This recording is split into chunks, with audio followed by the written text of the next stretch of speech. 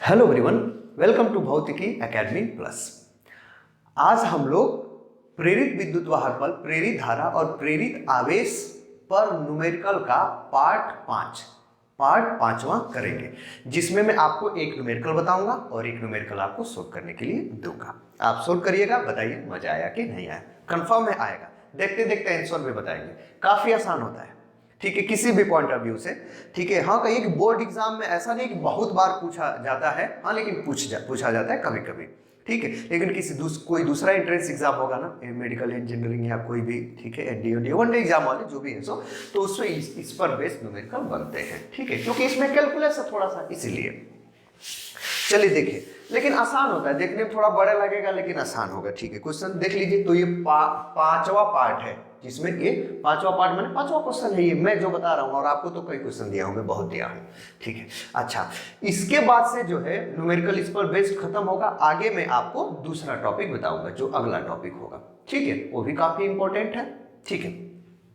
चलिए क्वेश्चन को करते हैं। क्या बोल रहा है, इधर देखिए, चित्र में दर्शाई गई, यहाँ पे हाँ ठीक है, चित्र में दर्शाई गई कुंडली से बद्ध चुंबकीय फ्लक्स, चित्र है ये, देख लीजिए, एक ये कुंडली है, ये तार है, यहाँ पर एक प्रतिरोध R है, ठीक है ना, ये चुंबकीय क्षेत्र B है, जो भी है सो, ठीक है ना, ऐसे। तो चित्र में दर्शाई गई कुंडली से बद्ध चुंबकीय फ्लक्स, ठीक, कुंडली फ्लक्स।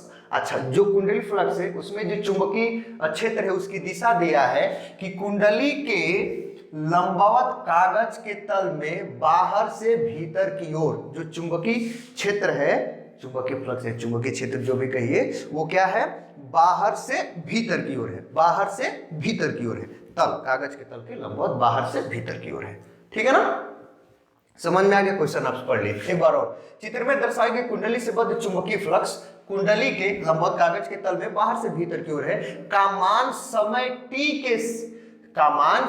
t के, ठीक है, साथ समीकरण, समय t के साथ समीकरण, देखिए यहां पर दिया है फाई बराबर 4t³ माइनस 2t² प्लस 3, जहां फाई का मान मिलीवेबर में है, ये फाई मिलीवेबर में है, याद रखिएगा, t सेकेंड में है, के अनुसार परिवर्तित होता है, ठीक है, के अनुसार परिवर्तित होता है।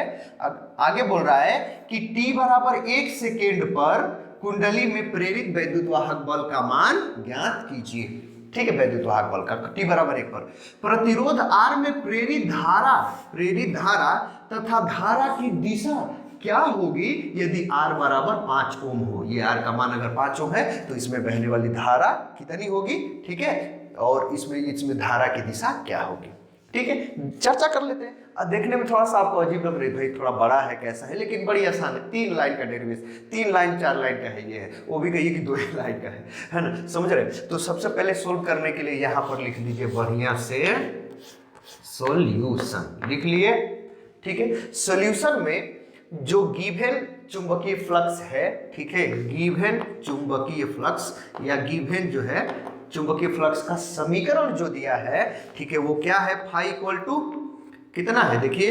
4t³ माइनस t² प्लस 3, है ना, ये है कि 5 मिली वेबर में है, ठीक है।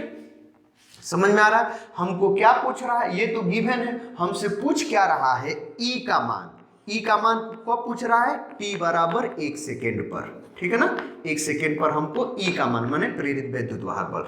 उसके बाद से I का मान पूछ रहा है, I का मान माने उस परिपथ में कितनी धारा बह रही है। दूसरे में, ठीक है, पूछ रहा है I की दिशा, क्या पूछ रहा है, ठीक है, दिशा, I की क्या पूछ रहा है, यहाँ पर I और यहाँ पर लिख दे रहा हूँ दिशा, I की दिशा, मतलब उसमें I की दिशा क्या होगी, ये हमसे क्या कर रहा है, पूछ रहा है, ठीक है। अच्छा ये बताइए कि यहाँ पर, ठीक है, देख लीजिए, ये फाई का मान खुद दे दिया है ना, फाई का मान निकालना नहीं रहे, फाई का मान खुद t के पद में दे दिया है, t के पद में। थोड़ा सा आपसे मैं कभी बताया हूं कि E बराबर क्या होता है, -n, ठीक है, del phi upon del t होता है ना, ये t जब 1 सेकेंड 2 सेकेंड 3 सेकेंड जो भी है सो दिया हो तब, लेकिन यही t यदि एकदम जीरो के एकदम पास हो, टेंस टू जीरो हो, ठीक है, मतलब t delta t tends to zero हो, जीरो के एकदम पास, ठीक है ना, तब तब के लिए क्या करेंगे, ये कब टेंस टू जीरो होगा, जब इसका लिमिट लेंगे, जब लिमिट लेंगे तब कितना हो जाएगा ये -n, अब ये d5 हो जाएगा और यहाँ पर कितना हो जाएगा dt। ठीक है, ठीक है, तात्कालिक विद्युत बल भी कह सकते हैं इसको।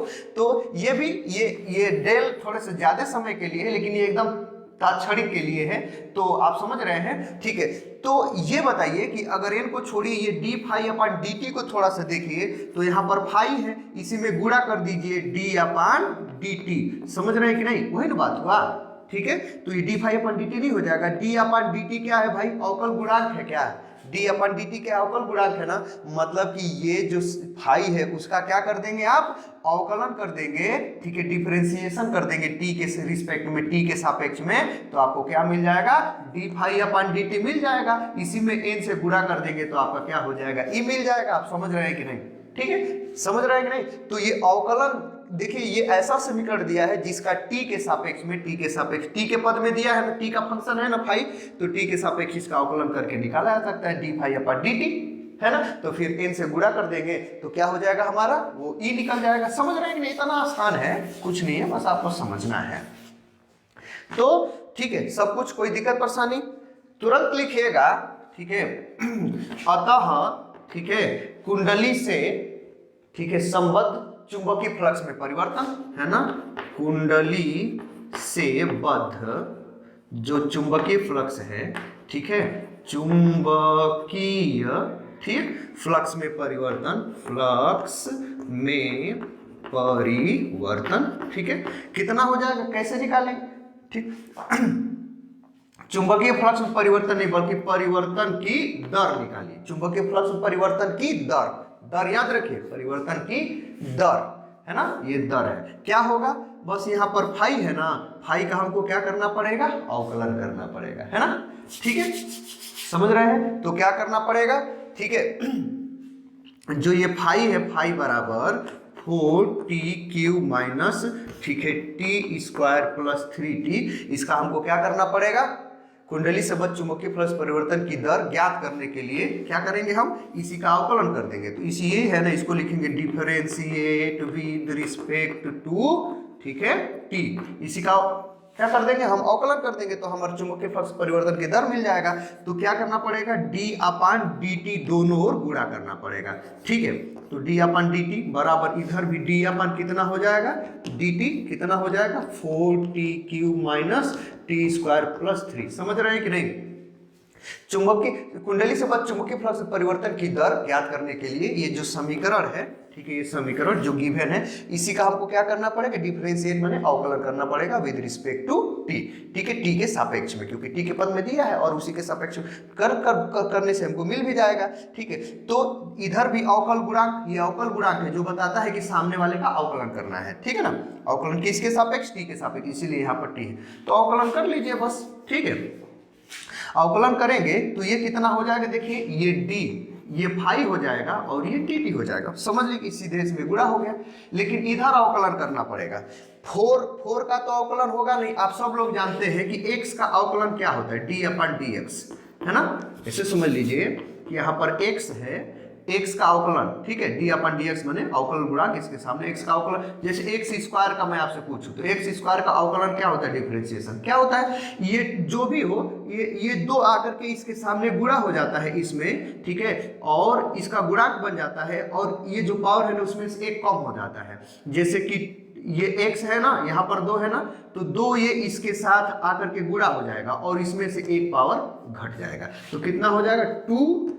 ठीक है, कितना हो जाएगा 2 × x पावर यहाँ पर 1 हो जाएगा। जैसे x⁴ का क्या होगा अवकलन, ठीक है, क्या होगा, x 3 है ना, ये 3 आकर के इधर गुणा हो जाएगा इसी x में, और इसमें से 1 कम हो जाएगा। समझ रहे हैं, कितना हो जाएगा 3x² हो जाएगा। उसी प्रकार ये है सब, समझ रहे हैं कि नहीं। तो एकदम अवकलन फटाफट कर लीजिए, कोई दिक्कत नहीं है। तो ये कितना हो जाएगा, 4 का तो होगा नहीं, 4 को बाहर करिए। ठीक है, ये t³ का कितना हो जाएगा, 3t²। समझ रहे हैं कि नहीं, इसमें 3 आकर के t में गुणा हो गया और इसमें 3 में से 1 कम हो गया तो 2 बच गया। ठीक है, समझ रहे हैं, माइनस, ठीक है, ये t² का क्या हो जाएगा बताइए, 2 यहाँ पर t और 2 में से 1 कम हो गया। समझ रहे हैं कि नहीं, और प्लस, ठीक है, ये कोई अचर संख्या का अवकलन क्या होता है, जीरो होता है। ठीक है, क्यों जीरो होता है, जैसे मान लीजिए 3 है ना, तो 3 टू द पावर 0 लिख सकते हैं कि नहीं, इसको 3 को 3 into t to the power 0, इसका मान 1 हो जाएगा, 1 से टी में करेंगे वही बतिया हुआ है ना। तो अब इसका अवकलन करेंगे तो क्या हो जाएगा, 3 गुणे यहाँ पर 0 गुणे टी 0 अगर गुणा होगा ना, और 0 माइनस 1, तो ये 0 से गुणा हो गया तो पूरा 0 नहीं हो गया, समझ रहे हैं कि नहीं। ठीक है, तो ये हो गया ये 0। ठीक है, तो कितना हो गया देखिए, तो ये D five upon D T बराबर ये 4 तिहाई 12 टी स्क्वायर माइनस कितना हो गया 2t, और ये तो हो गया 0। ठीक है, ये D five upon D T हो गया। ठीक है, अतः आप सब लोग जानते हैं प्रेरित विद्युत वाहक बल, ठीक है, प्रेरित विद्युत वाहक बल, ठीक है, ई बराबर कितना होता है minus N d phi by d t. ठीक है, तो इसका मान आ गया है कि नहीं, देखिए है एन एक ही है लूप ना, एक ही लूप है, तो एन की जगह पर 1 हो जाएगा, समझ रहे हैं कि नहीं। ठीक है, तो कितना हो जाएगा बताइए, ई, तो यहाँ पर लिख दे रहा हूं, ई बराबर माइनस, ठीक है, और एन के जगह पर 1 गुणे डी फाइव अपन डी टी का मान नहीं ऊपर निकाले हैं, कितना हो जाएगा ये 12। ठीक है, और यहाँ पर हो जाएगा ये टी स्क्वायर माइनस 2t। ठीक है, मतलब कि ई बराबर जो है, ठीक है, माइनस का तो कोई मतलब है ये नहीं है, लेकिन गुणा कर सकते हैं, उससे कोई मतलब नहीं है। ठीक है, चलिए देखिए, तो ये माइनस, ठीक है, माइनस गुणा कर ले, कर सकते हैं, कोई दिक्कत नहीं है। तो ये माइनस 12, ठीक है, टी स्क्वायर प्लस 2t हो जाएगा, माइनस गुणा कर देंगे तब, नहीं भी करेंगे तब भी कोई दिक्कत नहीं, तो अगर ना मन करे तो रहने दीजिए, माइनस को बस लिए रहिए। ठीक है, वही बतिया होगी। ठीक है, इतना हो गया, ये ई का ये सूत्र आया फिलहाल, ठीक है, बोल्ट में।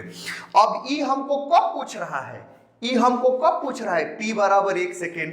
ठीक है, तो t की जगह पर क्या कर लेंगे, 1 सेकेंड हम लिख लेंगे, तो t बराबर की जगह पर 1 सेकेंड लिखेंगे तो मिल जाएगा कि नहीं, समझ रहे कि नहीं। इसी देखिए मिल नहीं गया, तो सिंपल बात है। देखिए, तो यहाँ पर जगह तो नहीं है, मैं कहाँ लिखूं, ठीक है, हाँ यही है, थोड़ा जगह कम हमको पड़ जाता है, कोई दिक्कत नहीं। यहाँ पर देखिए, यहाँ पर e बराबर, ठीक है, e बराबर 12, ठीक है, तो यहाँ पर लिखेंगे e एट t, यहाँ पर लिखेंगे अब, ठीक है, e एट किस पर, t बराबर 1 सेकेंड, है ना, 1 सेकेंड, तो कितना हो जाएगा बताइए तब। ठीक है, e बराबर t की जगह पर 1 सेकेंड लिखना है, तो माइनस फिर 12 गुणे t की जगह पर 1 का स्क्वायर, फिर, ठीक है, समझ रहे हैं, और यहाँ पर कितना हो गया 2 इंटू टी की जगह पर 1, तो ई बराबर कितना हो गया, ये 1 का 1 स्क्वायर के, तो कितना हो जाएगा 10 माइनस 10 वोल्ट हो जाएगा। अरे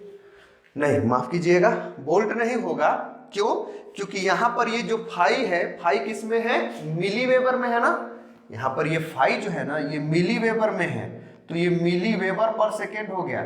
ठीक है, मिली वेबर पर सेकेंड है ये, ठीक है, मिली वेबर में, तो ये जो आएगा ना, तो वो मिली में है ना, तो ये मिली वोल्ट हो जाएगा, ये ई बराबर कितना हो जाएगा, मिली वोल्ट, याद रखिएगा। ठीक है, ई बराबर कितना हो गया, माइनस 10 मिली वोल्ट हो गया, समझ रहे हैं कि नहीं।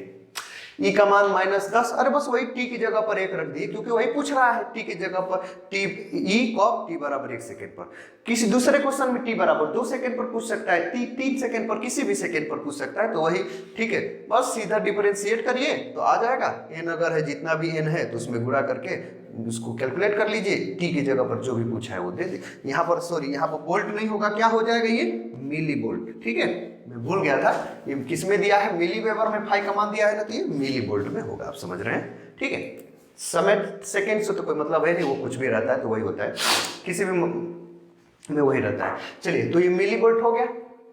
अब हमसे पूछ रहा है कि प्रेरित धारा का मान कितना होगा, क्या पूछ रहा है, प्रेरित धारा।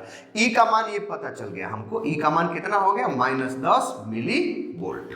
अब हमको प्रेरित धारा का मान पूछ रहा है, तो प्रेरित धारा के लिए क्या आता है, ई बराबर आई बराबर ई अपान आर नहीं होता है, यहीं पर सोल्व कर दूं क्या, आई ई अपान आर होता है क्या। ठीक है, ई का मान कितना दिया है, माइनस 10, माइनस 10 माने 10, ई माइनस क्या बताता है, ठीक है, कि वो फ्लक्स परिवर्तन का विरोध करता है, बस और क्या। ठीक है, तो ई अपन आर होता है ना, आई बराबर ई अपन आर होता है कि नहीं, ई को 10 और आर का मान कितना दिया है 5, ठीक है, तो 5 ओम तो कितना हो जाएगा 2 मिली एम्पियर होगा। याद रखिए ये मिली वोल्ट है ऊपर वाला, तो कितना आ जाएगा, आई का मान कितना होगा बताइए, समझ कितना होगा, ठीक है 2 मिली वोल्ट आ गया, आई का मान 2 मिली वोल्ट। अब हमको दिशा जानना है कि इसमें आई का दिशा क्या होगा, ठीक है, आई का दिशा। आप लेंज के नियम को समझते हैं, लेंज का नियम क्या होता है बताइए, कि इसमें जो है ये, ठीक है, वो जो प्रेरित धारा है, प्रेरित विद्युत वाहक बल है या जो भी है, उसकी दिशा इस प्रकार से होती है कि वह उसी का विरोध करता है जिसके कारण वो क्या होता है, उत्पन्न होता है। या ऐसे भी मैं आपको कई तरीके से एकदम उनके प्रयोग में फैराडे जी जब प्रयोग कर रहे थे विद्युत चुंबकीय प्रेरण का, तो उसमें मैंने आपको 4 कुंडली बनाया था, उसमें लेकर के चुंबक को आगे पीछे करके मैं दिखाया था। तो वहां उस बेसिक चीज को अगर आप समझ रहे हैं तो यहाँ पर समझ लेंगे कि इसमें धारा की दिशा इस प्रकार होगी ना कि वो जिस चुंबकीय क्षेत्र में रखा गया है उस चुंबकीय क्षेत्र का, ठीक है, का क्या करेगा, वो विरोध करेगा। मतलब कि एक तो चुंबकीय क्षेत्र में ये रखा गया है, उस चुंबकीय क्षेत्र का विरोध करेगा कौन, इसमें जब धारा बहने लगी तो अब ये धारा के कारण ये भी एक चुंबक बन जाएगा, ठीक है। तो वो जो चुंबक उत्पन्न करेगा, वो चुंबक ये जिस चुंबकीय क्षेत्र में रखा गया उसका क्या करेगा, विरोध करेगा। मतलब कि, ठीक है, दिशा क्या होगी, अलग होगी। मतलब कि जो दिया है इस चुंबकीय क्षेत्र के विपरीत दिशा में, इसके द्वारा जो उत्पन्न चुंबकीय क्षेत्र होगा वो होगा। तो देखिए पहली बात कि ये चुंबक है, ये समझ लीजिए ये चुंबक है, ये अंदर, चुंबक के अंदर वाली बात हो रही है, समझ रहे हैं कि नहीं, चुंबक के अंदर। यहां पर मैं थोड़ा सा बना दूं, जैसे कि जो चुंबकीय क्षेत्र दिया है ये, ठीक है, चुंबकीय क्षेत्र, उसकी दिशा क्या है, थोड़ा सा देखिए उसकी दिशा क्या है। जो चुंबक हमको दिया हुआ है, जो चुंबकीय क्षेत्र दिया है वो क्या दिया है, बाहर से अंदर की ओर दिया है, बाहर से अंदर की ओर दिया है, समझ रहे हैं कि नहीं, ठीक है। बाहर से अंदर का मतलब कि इधर से उधर, तो ये कंफर्म है कि यन बनेगा और ये क्या बनेगा, यस बनेगा। जो बाहर वाला चुंबकीय क्षेत्र है जिसमें ये रखा गया है, ये वाला, ठीक है, ये वाला बाहर, उसका दिशा उधर है। ये चुंबक है और वो भी ये चुंबक बन गया है और चुंबक के अंदर ये है। चुंबक के अंदर की दिशा क्या होती है, यस से यन की ओर होती है, चुंबकीय बल रेखा की चुंबकीय क्षेत्र। चुंबक के अंदर चुंबकीय क्षेत्र की दिशा क्या होती है, चुंबक के अंदर की मैं बात कर रहा हूं, ये अंदर है, ये अंदर है, अंदर ही चुंबकीय क्षेत्र है, ठीक है। अंदर वाले चुंबकीय क्षेत्र पर हमको जिक्र नहीं करना है, चुंबक के अंदर, बाहर वाला नहीं, चुंबक के अंदर, नहीं तो फिर दिशा गड़बड़ा जाएगा। चुंबक के अंदर चुंबकीय क्षेत्र की दिशा क्या होती है, ठीक है, यस से यन की ओर होती है। अंदर, बाहर क्या होती है, यन से यस की ओर होती है, अंदर नहीं। इसमें हमको इसके ऐसा चुंबकीय क्षेत्र, ये इसमें धारा उस दिशा में करें, उस दिशा में प्रवाहित होगा कि जो चुंबकीय क्षेत्र उत्पन्न होगा इसके द्वारा क्या हो, इसके विपरीत दिशा में हो। इसके विपरीत दिशा का मतलब कि उसका क्या होगा, उसका क्या होगा बताइए, उसका जो है ये होगा, मतलब कि, ठीक है, इधर जो है, याद रखिए इधर क्या बनेगा, नहीं समझ रहे हैं, ये जो चुंबकीय, इस पर ध्यान दीजिए, इस पर ये जो दिया हुआ है चुंबकीय क्षेत्र, अब इसको भुला जाइए, बस दिशा है ना, ये दिशा याद रखिए और सब यहाँ ने उसको छोड़िए। ये एक ऐसा चुंबक बनेगा जिसके अंदर, ठीक है, मतलब जिसके द्वारा दिशा क्या हो, इसके विपरीत दिशा में हो। और ये चुंबक के अंदर वाली बात हो रही, चुंबक के अंदर चुंबकीय क्षेत्र की दिशा किधर होती है, यस से यन की ओर होती है। तो इधर से आप, ये ऐसा लूप है कि इधर से देखेंगे तो इधर यन बनना चाहिए, इधर चुंबकीय क्षेत्र की दिशा किस, यन होना चाहिए। यन का मतलब कि इधर, ठीक है, जो ये लूप बनेगा, लूप कैसा बनेगा, ठीक है, ये ऐसा, समझ रहे हैं कि नहीं, इधर से देखने पर मतलब, ठीक है, एंटी क्लॉकवाइज। और उधर से देखेंगे बोर्ड के पीछे से जाकर के तो ये एस क्लॉकवाइज, क्योंकि उधर यस है और इधर क्या है, यन है। तो एंटी क्लॉकवाइज का क्या मतलब है, समझ रहे हैं कि नहीं बात, अंदर वाली बात हो रही है, चुंबक के अंदर, ये अंदर की है, अंदर ही नहीं चुंबकीय क्षेत्र है, अंदर वाला चुंबकीय क्षेत्र की दिशा इधर है। तो ये ऐसा, इसमें धारा की दिशा होगी कि इसके अंदर चुंबकीय क्षेत्र क्या हो, क्या बनेगा कि भाई इधर की ओर हो, इधर दिशा में, इधर के लिए ये ऐसा चुंबक बनेगा जिसका उधर यस बनेगा, इधर यन बनेगा। तो यन का मतलब कि इधर चुंबकीय, यहाँ पर जो ये धारा की दिशा होगी वो क्या होगी, यन होगी। यन, यन का मतलब कि एंटी क्लॉकवाइज, एंटी क्लॉकवाइज का मतलब कि यहाँ पर ये दिशा होगी। समझ रहे हैं कि नहीं, ऐसी दिशा होगी, ठीक है, ऐसी, ठीक है, ऐसी, मतलब कि बी से ए की ओर। तो जो धारा यहाँ पर मिलेगी ना, धारा की दिशा, ठीक है, वो किधर होगी, ठीक है, ये जो धारा की दिशा होगी किधर होगी, बी से ए की ओर होगी। यही आपका क्या है, आंसर है। थोड़ा सा दिमाग से सोचिएगा तो सब चीजें समझ में आ जाएंगी। तो समझ में आ गया, जब ये समझ में आ गया तो फिर इसी पर बेस्ड आपको एक न्यूमेरिकल में दे रहा हूं, सोल्व करिएगा, मजा आ जाएगा तुरंत तुरंत, ठीक है, नोट करिए।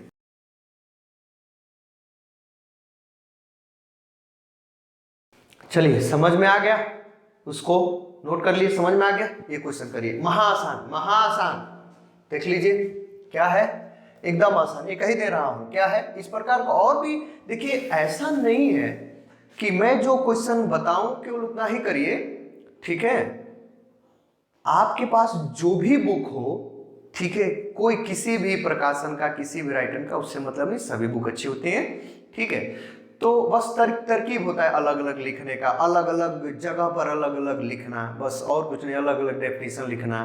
न्यूमेरिकल की संख्या कम अधिक थोड़ी बहुत रहती है, नहीं तो सब ठीक ही है, सब बुक्स ठीक होती हैं।